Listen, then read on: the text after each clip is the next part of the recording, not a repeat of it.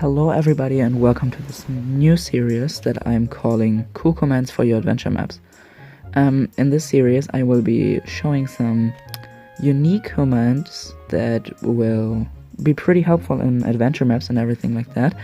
And in this video, like you're reading from the title, I am going to show you how to make a pushable block in Minecraft. With this I mean something like this. If I go towards it, it will push forward, make a nice noise, and also create a cool particle effect, which is pretty neat. So, yeah, that's not supposed to happen. I don't know why that just happened. This thing also has, like, very few bugs to it. It's very cool. And you can recreate it pretty easily. Here I'm going to showcase a little parkour idea with this. Now, the thing with this is, you can't actually push it further if it's against a wall. And also, if you stand above it, this was a bug before on this one. It can't fall down anymore. So this is pretty cool. And you can push it around, like around corners, everything. And then at the end into a hole with the title you did it. You can push it through holes, everything. For example, this part here, it's a bit tricky. You can actually push it through here, which is pretty neat. The voice crack, which is pretty neat. You can put it against here. Whoops. Oh, I just pushed it to the back. So for the first I get the intro done, which I just did. And now we go over to stage 1, which is going to be preparing, getting blocks, choose text, blah blah blah. Step 2, scripting the command block. Step 3, decorations. And for step 4 we have some extras. For example, I'm going to show you how to make this little block switch here, that if the block lands in this hole that you did it, you can change this command to everything else. And then I'm going to showcase some ideas for your map, how you can use these blocks, and then it's the end of the video. So let's go over to stage 1. It's only command blocks. So I'm going to first give myself a command block with this command down here.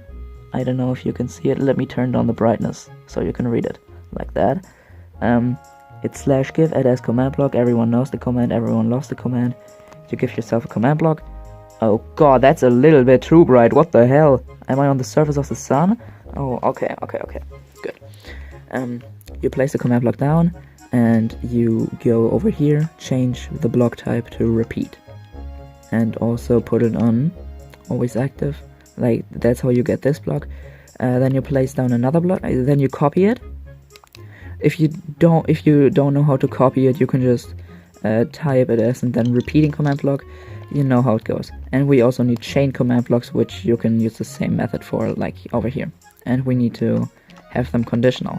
So that's everything we need to do. Next up, we need to choose a block of your liking. Go in your creative inventory and just go nuts. Choose a random block you want the player to push around.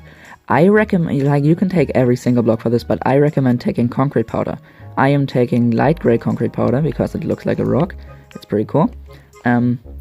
Every colored block, like for example, if you want to use /fill to place colored concrete, they all have their special color codes that are behind the block name in the command block description stuff. You know what I mean?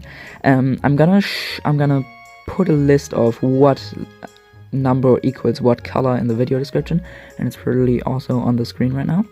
So that's cool. Light gray concrete powder is going to be number 8 for this thing. So let's start.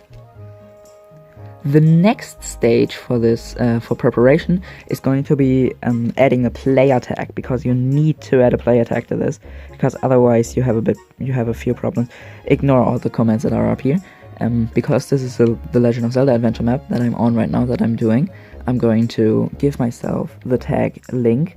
You can simply add a tag to yourself or any player by doing /tag, then the player, and then add, and then you can put player. You can also put player there, like for example /player or something like that. It's your opinion. It's your choice what you do here, because we need a player tag. This is really important. So now we are on stage 2. This is awesome. Scripting the command blocks. This is going to be the most complicated part of the entire thing, obviously. We have the first command block, which is a repeating command block. I showed you in the beginning how command blocks change the appearance and stuff. Well, with this repeating command block, you are going to type execute at A. So this is the new execute command from 1.19 or 20, I don't know, it's pretty complicated, but if you learn it, it's actually pretty useful. So we're going to put in execute at A in these weird, I don't know, in these weird things, tag equals link or player, the tag, just type in the tag that you chose for your player, S at A, flag tag, that's going to execute at the player and S the player, because we need that. After that you put in run, and now test for block, and now these weird things, 0, and on the last thing you're gonna put in 0.5. Now the thing with these things are that they actually detect in what direction you're looking at. If you put it after the last one, it's going to detect the block you're looking at, like with a 0.5. I already tried my best to kind of replicate it a bit more, but I can't find that's not what I mean. I already tried a lot of ways to put it in some sort of coordinate that I can push it if I'm looking down at the block or something, but unfortunately you have to weirdly kind of look over the horizon, like over there, to push it. It's something I can't fix, I'm really sorry, but it's so small inconvenience, I don't think it's really that annoying. So next thing, we are going to put a redstone comparator over here. So yeah, you need to activate always active on this thing. Repeat and always active. So now the comparator is off, turn off, but if I now get close to this block, it turns on. So it already detects that I'm standing in front of it. You need to put in the block that you chose. Like I said, chose concrete powder, and after that the number of the color, like I already said. If you, for example, want your block to be gray concrete powder, you're going to need to put in the number of gray and not 8 after that. Like I said, I have a list of colors in the video description. Alright, with that out of the way, we are going to place the next command block, which is going to be a completely normal command block.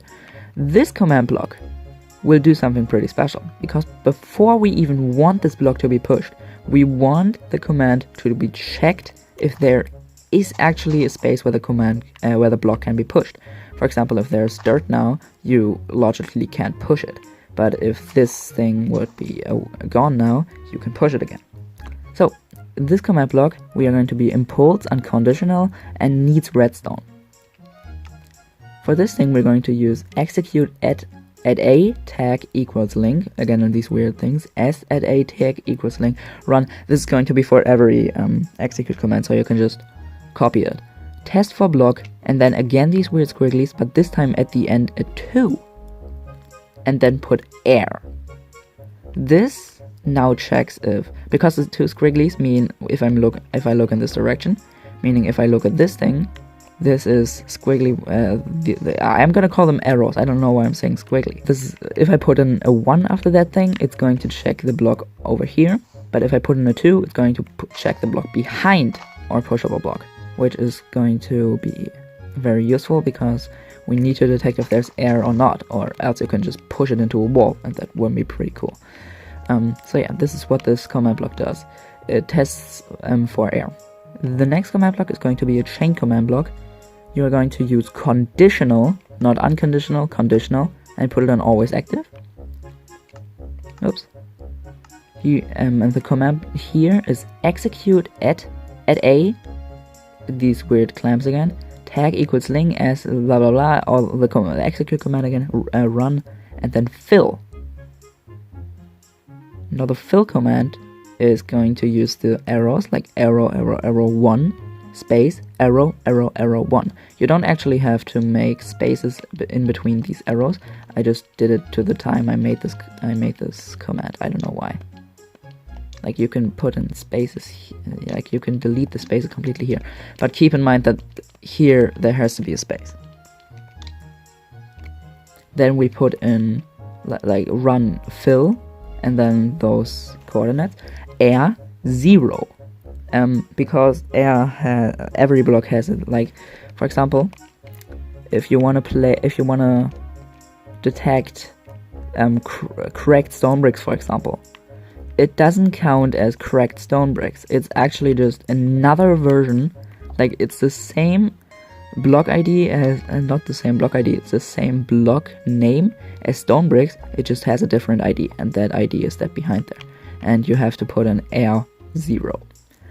Replace concrete powder 8. This does it so the only block that is getting destroyed is going to be the concrete powder 8. The 8 again is just the color number. You can, I think you understand what I'm talking about. Next command block. With this command block we want to achieve that it's gonna be pushable to every side, like I'm already demonstrating here because the command block instantly works.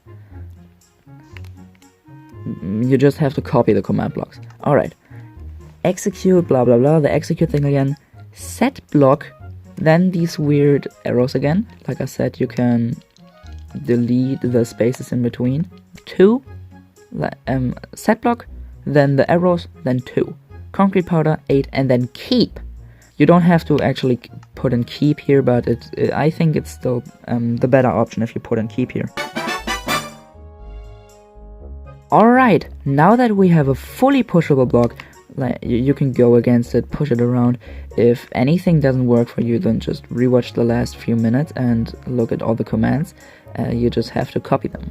And don't forget that all the chain command blocks are conditional. So we're first going to start off with the particle, which we are going to use execute at a blah blah blah run particle Minecraft I'm going to zoom into this, Minecraft the 2 dots misc underscore fire underscore vapor underscore particle, then the 3 arrows again and a 1. Now we're going to test our result. Nice.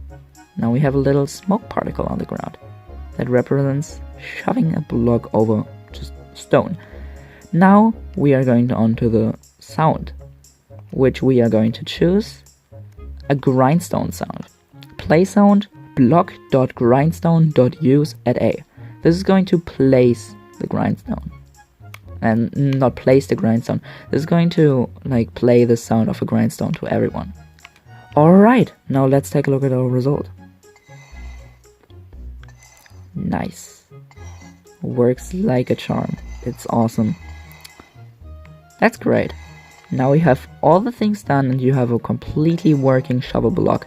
If there's anything that you didn't understand, or like if your thing isn't working, even though you replicated the exact same thing, then feel free to contact me in the comments. These extras being how you're going to make a block switch like this one over here, where I pushed the block into here and it gave me a title. Or you can basically put anything else in here. This is actually extremely simple. I'm just gonna use a platform over here. Just make a little hole. Why I did that. You are going to be needing a redstone comparator and a repeating command block. You will be placed. This is going to be the set. You're gonna go over here, check the block. It's right here. Put the repeating command block here. Put the block back in. Now you have this thing, a little hole, pretty nice. Now you have this thing, and the command you have to put in is test for block, then 2 squigglies, then a 2, and then again a squiggly. These squigglies are representing the exact location of the command block, and the 2 behind this second one means 2 blocks above this command block. And if it detects your concrete powder block over there with the exact same thing, it's going to send a signal over this redstone comparator. Then you have to be placing a redstone comparator and another command block, which is going to be an impulse command block. Pretty neat, like that. And now, literally everything you want. You can put any commands in here, you can do new chains, everything. I put in a little title saying you did it, as you were already able to see before. So next up, for the last section of the video, I'm going to show you some ideas for your map. I have 2 in total over here. The first one I'm going to call the most, I think, a pretty obvious idea, down here. And then you can press it. If your player sees it, it opens up and it drops a block down. And now You can push the block over here, and you can step on it and go up to your nice little money stack, and now you can collect it. Now this only works if you actually made your block concrete powder. Yeah, so that's the thing. I'm going to call this one the bridge. As you can see here, there's water in the way of blocking our little hole that we need to get in. Well, how are we gonna get past that? As you can see, we have 4 blocks in total, so we're just gonna take a few blocks like this and just push it over, and because it's concrete powder, it stays on the water surface and turns into concrete. Now you can use this to build a bridge. And we can shove this over here, over the bridge. It's gonna be pretty cool. And now it's in there. Well done! You can of course create everything you want with these blocks.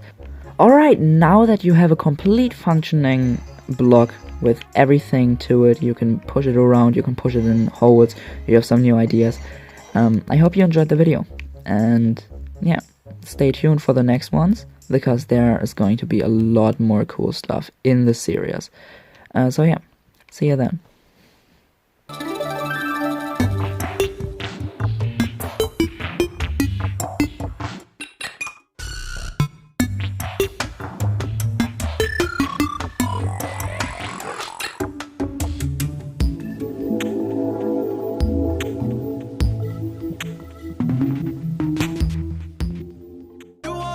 ¡Toma esos 100!